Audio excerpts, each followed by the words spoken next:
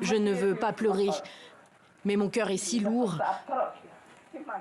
Unis par la même douleur, celle d'avoir perdu un père, un mari, une sœur, pendant la dictature de l'ancien président gambien Yahya Jammeh. Tous tués, torturés, disparus pendant ces 22 années de terreur.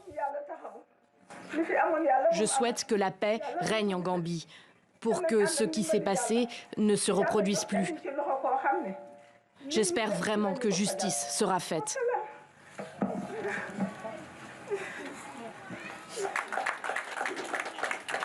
Ce jour-là, l'Association pour les familles des victimes inaugure un mémorial en hommage aux disparus de l'ère Yahya Jammeh.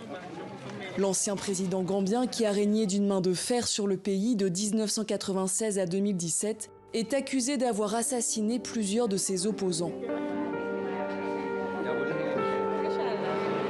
Le père de Baba Aïdara a été tué le 16 décembre 2004.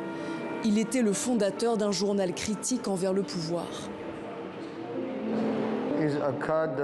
C'est une carte qui symbolise sa profession, car il est mort pour ce métier.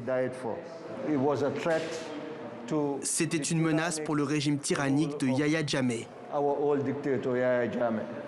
Il avait 2 rubriques dans son journal, intitulées « La morsure » et « Bonjour Monsieur le Président », où il l'attaquait sur la corruption, la mauvaise gouvernance.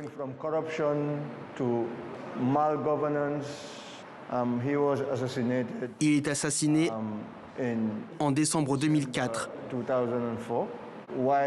alors qu'il déposait certains de ses employés.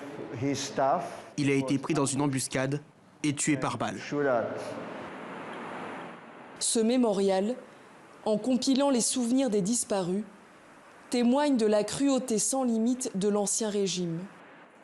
Le dictateur avait même fait exécuter son propre cousin, Haruna Jammeh, jugé trop critique.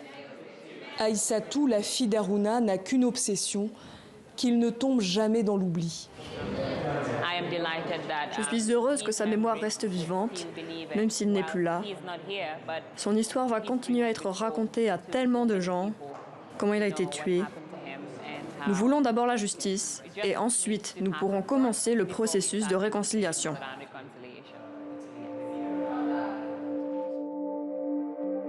Nous avons retrouvé l'un des membres de la milice secrète de Yahya Jammeh qui aurait participé à l'exécution du père d'Aïssatou. Pour sa sécurité, cet ancien militaire préfère rester anonyme. On a enroulé la corde autour de son cou et on a tiré chacun une extrémité de la corde.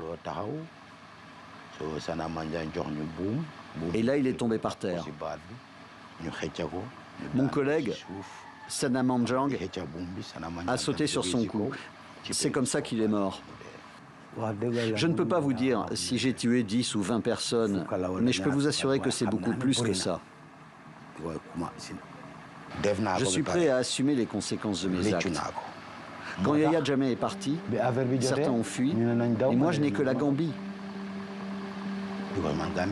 Qu'importe mon destin, si on doit me tuer ou si je dois aller en prison, je l'accepte. Pour faire la lumière sur les exactions passées et préparer le terrain de la justice, Mesdames et messieurs, nous allons commencer. La commission Vérité, Réconciliation et Réparation a entendu pendant 2 ans plus de 300 témoins dans des audiences retransmises en direct à la télévision. Qui a ordonné l'assassinat de Deida Aïdara? Cela doit être Yahya Jammeh. Baba Aïdara, lui, continue de se battre à sa manière. Il a décidé de reprendre le flambeau.